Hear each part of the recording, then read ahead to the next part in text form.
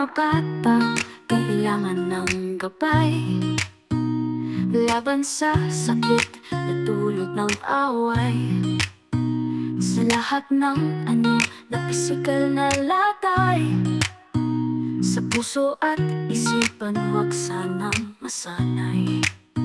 Sa bawat yapak ng kanilang paglakbay, karapatan ng bata ay lagi nating bantay. Huwag hayaang mawalan sila ng kulay, sa pagmamahal tayo'y walang humpay. Bata ay ating bigyan ng proteksyon laban sa lahat ng uri ng eksploitasyon. Sa kanilang ngiti nakakonekta tayong nasyon. Walang puwang dito ang anumang pagmamaltrato. Sa ilalim ng batas tayo ay magkaisa, batay mahalin at sila'y igalang. Sa bawat pagkakataon na tayong magkasama, laban sa lahat ng uri ng karahasan. Sa ating lugar mamumuhay ng tama, laban sa pananakit di papayagan ng sala. Pisikal, emosyonal, pati nga psikolohikal, pagmamahal ang dapat sa batang natural. Bata ay ating bigyan ng proteksyon laban sa lahat ng uri ng eksploitasyon. Sa kanilang ngiti nakakonekta tayong nasyon. Walang puwang dito ang anumang pagmamaltrato.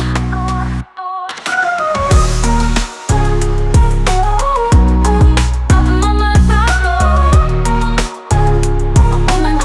pananakit na pisikal, emosyonal o psikolohikal, karahasan o eksploitasyon laban sa isang bata, kahit minsan lang gawin inuman, ay isang paglabag sa batas.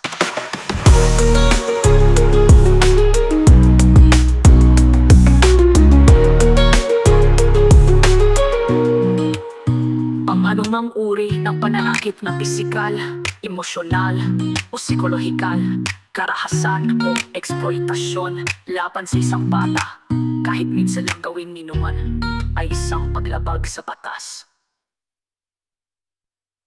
Sa ilalim ng batas tayo'y magkaisa, patay mahalin at sila'y igalang. Sa bawat pagkakataon na tayong magkasama, laban sa lahat ng uri ng karahasan. Sa ating lugar mamumuhay ng tama, laban sa pananakit di papayagan ng sala.